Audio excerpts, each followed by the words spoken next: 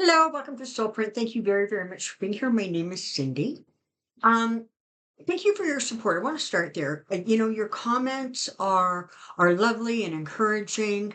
You're subscribing, you're hitting the notification button, you're sharing, and viewing, of course. And I really do appreciate it. So I'm actually recording this later on Tuesday evening. You'll see it Wednesday morning. And that's unusual for me because normally I don't tend to record in the evening time. It's something I tend to do during the day.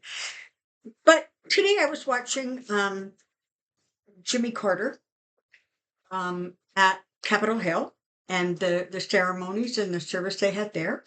If you have not seen it, it might be worth checking out I'm not even sure what to call it. I don't know if it's a eulogy or just I don't know what to call it. That um, Kamala Harris did for Jimmy Carter.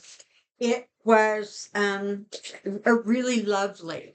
But what was so interesting about it was that you could literally, every single thing she talked about was amplifying the fact that the incoming administration does not have any of those qualities, without, of course, saying that at all. So it was interesting to watch. Um, Today I saw something that came across my sort of screen that basically said, Meta is going mega. So this is Facebook, right? This is Zuckerberg, who has capitulated. There's just not another way to talk about what these people are doing. They're just flat capitulating, and doing, that guy's bidding.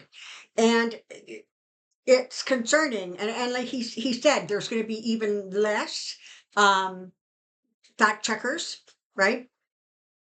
And that's just how it's going to be. So, how do we respond to that? What do we do with that? Additionally, Trump continues to talk about, he's just going to take over Canada and he's going to take over Mexico. And by the way, he's changing the Gulf of Mexico to the Gulf of America. And while he's at it, he thinks he's going to take Greenland too. I can't speak for Greenland, but I can speak for Canada. And first of all, I think it was, and I've said this before, I think it was 1776. America tried to invade Canada and we sent them packing. So, first of all, America doesn't have a great history in terms of trying to invade our country. That isn't the point. The point is this: if Trump knew anything about anything, he would understand that in Canada, there are three major centers that hold the vast amount of the population. I mean, not, of course, unlike, New York and California versus, Montana, right? But so British Columbia tends to be NDP. Now, NDP is like more to the right than liberals. And they're very concerned with, human rights, they're very concerned with the environment, that kind of thing. Ontario has a very large population. And even though people really hate, Trudeau right now or whatever's going on, by and large, they really are a liberal province. And then you have Quebec. So Quebec is sort of an interesting combination of people who politically either really do lean liberal or they belong to kind of a party that very much wants to keep separate from Canada, because they want their culture, which is predominantly French, they want their culture maintained. So they sure as hell are not going to America. Ontario's not going. BC's not going. He is showing the world not only how uneducated he is and how uninformed. And first of all, he wanted but who was it? Oh, he wanted everybody to elect Wayne Gretzky as president, not even understanding that we don't elect our leaders. Our leaders are chosen by the number of seats they get. The people who have the most seats in the parliament, that is the leader. Okay?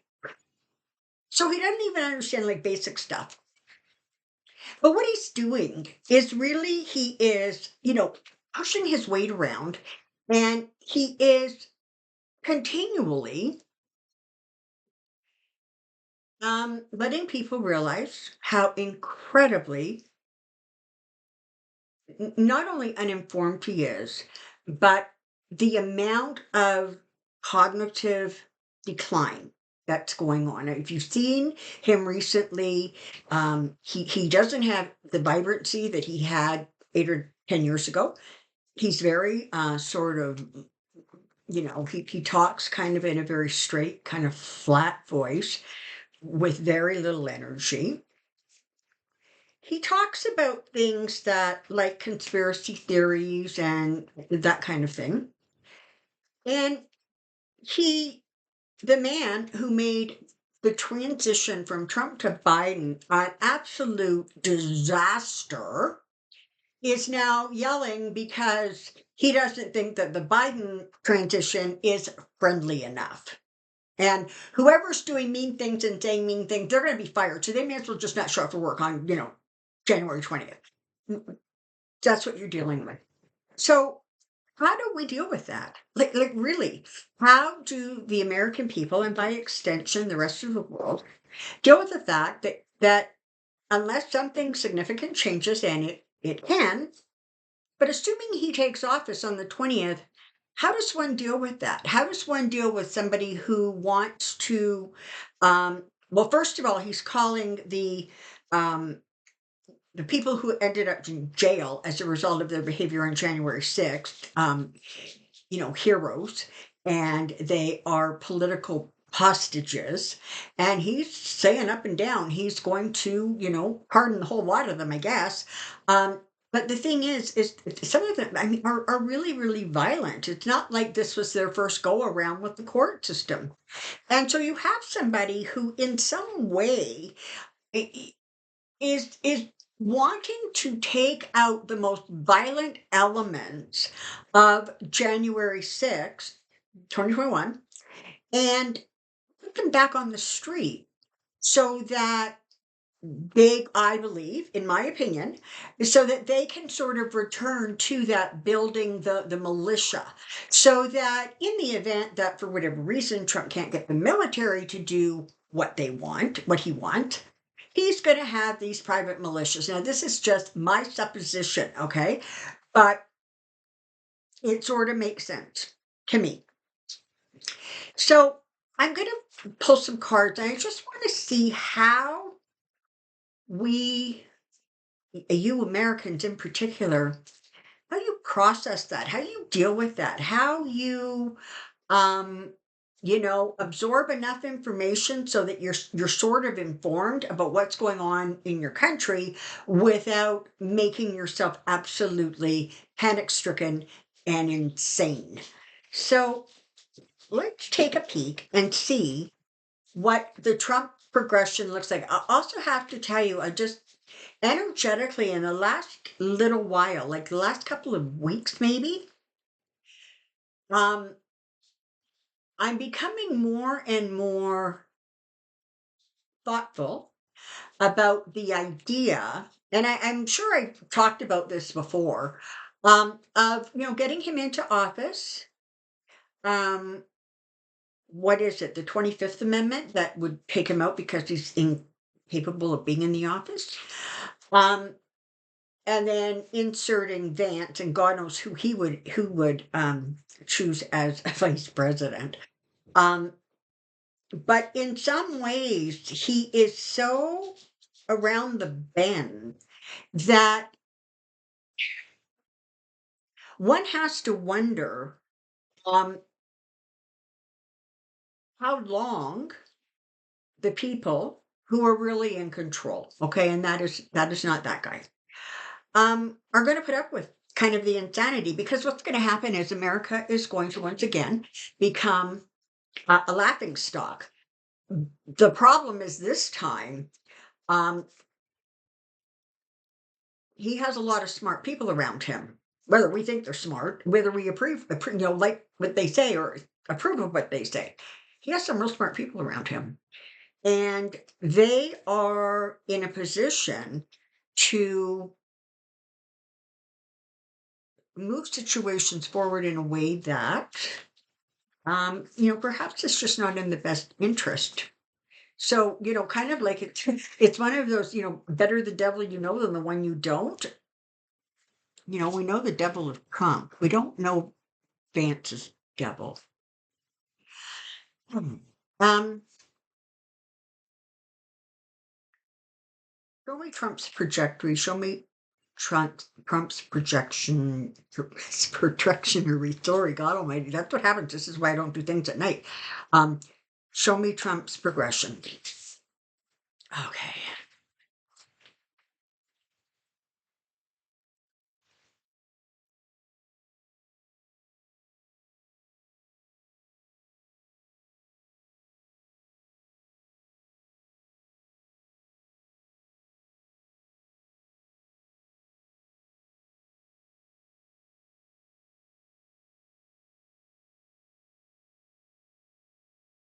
Interesting. Okay. So as of right now, this is what I'm looking at. He's starting actually with the high priestess. Um, and the high priestess, generally speaking, is sort of considered a power card. Um, but the other thing that the energy talks about is sort of literally the black and white, right, of life, and being in the middle and processing secrets and things that were not known before, truths and lies, etc. So it's interesting that this is the first card out, because it truly does feel like on some level he is going to need to face the fact that information um, is going to come out and he's not going to be able to control it. Speaking of which, apparently the judge in Florida has delayed the release of the Jack Smith report. Okay, so that's not coming out anytime really soon. Anyways, let's get back to this. So there is this information that's sort of around that hasn't come out. He's aware of most of it, or at the very least, he may not know what people have, but he sure as hell knows what he did and what he agreed to and who he agreed to it with. There's going to be, um, some dark money, some backroom deals, and it wouldn't surprise me at all if other countries kind of became really loud,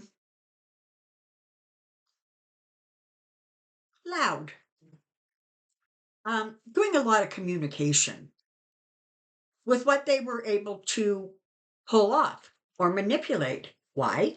Because those countries, by and large, spend their time trying to convince their people that democracy is bad and horrible. And so, if they can actually, say literally, it's so bad that we could actually manipulate this guy into office over and above whatever the American people wanted. It really does send a not a great message. So that's kind of part of what is going on. It's part of what his concern is, his worry is, because deep down, he knows he's not powerful. He knows his energy is ebbing. And even though he doesn't like to admit it, and even though he has had some great successes, I mean, he has certainly got a lot of the media towing the line. He's got Zuckerberg towing the line. Um, Even though that's happening, deep down, he understands that um, he isn't worthy. He doesn't deserve it, and he's not smart.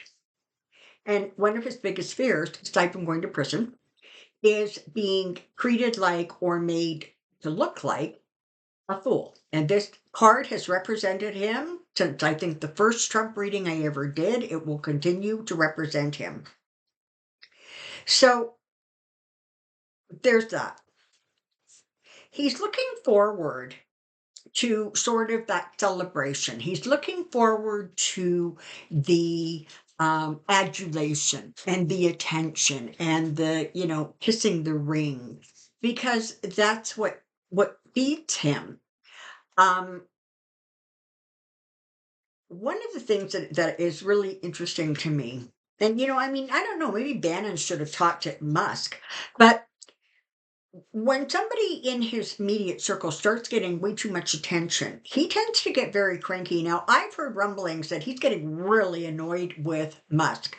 Um, and that may show up in these cards, but the bottom line here is that um, there are people around him who currently are working very, very hard to delay the knowledge that he really is not in good shape. He's really not. And there are people around him who are actually doing the work and just letting him think he is. And, over the 4 years he was in office, one of the things that we learned is that this is a man who absolutely succumbs to flattery. And so it doesn't take much. Especially when you're dealing with somebody who, like, mentally is a little fuzzy sometimes, it doesn't take much to convince them that, oh, yeah, that brilliant thing that's going on, yeah, that was your idea. Of course, you told us to do that. You got the Eight of Cups here. He's not going to be in office long. I don't know how I know that or how I feel that. I don't know what particular event or series of events are going to create that. But you've got a situation here where he will be walking away. Um, Understand, like truly, truly understand that a lot of people in power, particularly Democrats, were very, very mindful, and I've spoken about this before. We're very mindful about the fact that if Trump lost, there was going to literally be rioting in the streets. If somehow the election results get nullified and he is removed from office as the fraud that some of us think he is, that is literally going to cause almost a civil war. So there are reasons why things are not coming out really fast, or things are being kept quieter than we would hope or expect or anticipate. You've got the Ace of Swords right following this Eight of Cups. And on the other side of the sword is the Four of Pentacles. So what you've got here is a situation where emotions are going to be volatile. The rule of law is going to, it will ultimately prevail. But the people who are in those offices now are not going to let them go. Because I do believe, according to the Constitution, they've been sworn in. The election results have been certified, and so unless there's something I don't know, and that's certainly possible because I'm not no whiz about U.S. politics or certainly not the Constitution, but it would be interesting to try to figure out how you're going to get some of these people who shouldn't have been elected. And that goes down the chain. Okay, that's not at the top office. I mean, those numbers were switched, if they were, in a way to ensure that he had the kind of support from Congress that he needed.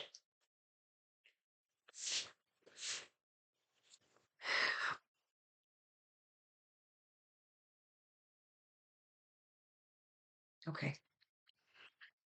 Five of Cups. Maybe this will give you some hope. Five of Cups. So we have um eh, times of disappointment coming for him. We have times of grieving coming from him, of sadness. He will look around and try to find something to hang on to, but it feels very much like Six of Pentacles, that people who helped him may very well now step back and basically let him fall by himself. And again, you have Seven of Cups. You have energy that is deceitful, that is confused, that is illusions. So that feels sort of like the energy that he's going to be stepping into. If he's not there now, he's going to be stepping into it very, very soon. And, we're going to see how he handles that following that death card. So, again, I don't know that the death card in this case means a literal passing, but it definitely is an indicator that some of the illusions and delusions may very well die. They may very well be exposed and put out there. They're not going to, the illusions are not going to be able to sustain life. Let me say it that way. And then you have the Ten of Wands, and that's going to be a problem. It's going to be a burden on the people around him, particularly in Congress, who are going to be kind of in this position of needing to appear and be completely supportive of everything he says and does and wants, because until he is no longer viable as president, they're not going to damage their political careers, whatever it is, even though they are, and half of the world, or more than half, consider them all spineless politicians. Be that as it may, they see him as their strength, and he sees them as his strength, because he is able to get them to do his bidding, because he's always been able to, and he's going to continue. There might be something that's offered along the way, and he's not going to like it. He's going to be very disappointed. And I don't know where that offer's coming from. And I wish to God I could tell you, it's coming from the current administration. Maybe they have information, and maybe they're going to be able to, say, listen, we can make this really ugly for you, or you can just hold the line. I wish I could give you that certainty. I can't, but there's definitely information coming to him that is going to set him. And literally, that could even be, other places around the world who he thought he had in his back pocket, who in fact he has discovered he doesn't even have any pockets, never mind front or back. And ultimately, you have a situation where he is going to be confined. There will be information that comes out. There will be communications that come out. There will be insights and guidance that come out. But it's going to need to come out in a temperate manner, because what you're trying to accomplish here is justice. And right now, the problem is there are two versions in America of what justice looks like and what it represents. So, in order to try to minimize like civilian damage, there's going to be some caution, and maybe too much caution, I don't know. But there's going to be some reluctance, some caution to let a lot of information that may be known sort of out in the public, because there is that worry and that concern about how that may unfold. Now, hopefully that hasn't scared the, bejesus out of you. So this is what we're going to do. We're going to continue to stay focused on those things that keep our vibrations high. We are going to continue to believe in the strength, Americans, of America. You're going to continue to believe that ultimately light smothers dark. Right will win eventually. Karma has a way of balancing things. The problem is that very often for us humans, we want to see karma. We want to watch it. We want to see that other person getting slammed by karma. And sometimes we can, but lots of times we can't, because the universe has its own way of dealing. So one of the things that we have to do is, even though we believe in our heart of hearts that the election was stolen and it was rigged and people were involved in changing information and results, the trick is to not get upset, don't like rage about it. Recognize it as something that you believe and that you hope and trust will be exposed, will come to light. There are so many of you out there that are still just furious, and you're scared and you're angry, and I don't blame you, because you know what, I'm safe in Canada here and he ain't never getting Canada. And I don't blame you for those feelings and those emotions. But there is a point where you have to allow that negative aggression sort of settle down, because as we talk about all the time, energy attracts energy. It's neither positive nor negative. It simply gravitates to that which is light. So you want to be really mindful about keeping your vibration high, keeping your thoughts in a good place, recognizing that there may be resolution. It may just not look the way we want it to look or we think it should look. There was sort of this evolution when all the legal stuff started happening with Trump. It was like 95% of people was, I want to see him perp walked. I want that guy in jail. I throw away the key too while you're at it. Over time, when it became really obvious that Trump and his lawyers were very, very clever about dragging things out, and it worked for them, whether we appreciate it or like it or not, it worked. That evolution kind of went from, throw him in jail to, could he just get gone?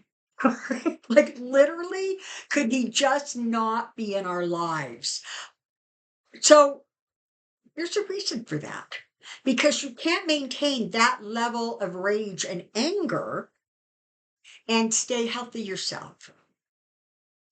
And from the bottom of my heart, I want you all to work on staying healthy and staying centered. The year ahead is going to be turbulent. There's going to be ups and downs. Things are going to change. There's going to be all kinds of like sudden shocking events and surprises. You're not going to be able to deal with and process if you are in this state of hyper aggravation. So please do what you can do to maintain a calmer internal center, because we're all going to need it. We're all going to need to be centered so that we can tell the difference between truth and lies, so that gaslighting is so obvious we don't get sucked into it. Um, so even though the overall health of America's democracy, of America's health, of America's citizens really is in a precarious position right now, as long as you're in a precarious position, you're not going to be able to do anything positive to handle what may unfold. And even honestly, even if it's great news and even if it's all of your wishes coming true, there always seems to be a price, for wishes coming true. And the price may very well be having to deal with the people across the street and the neighbors down the block who think that this guy is the second Messiah. Okay? Keep that in mind. You need to keep yourself in a really good place. And I really, really hope that you do and that you don't feel like I've just given you a lecture because that's not my intent. Um, if you have any questions, put them in the comment section below because the amazing Joyce is going to be compiling them. And I will see you back here at Soulprint on Friday for Friday Pendulum. Until then, you take care and be well. Bye for now.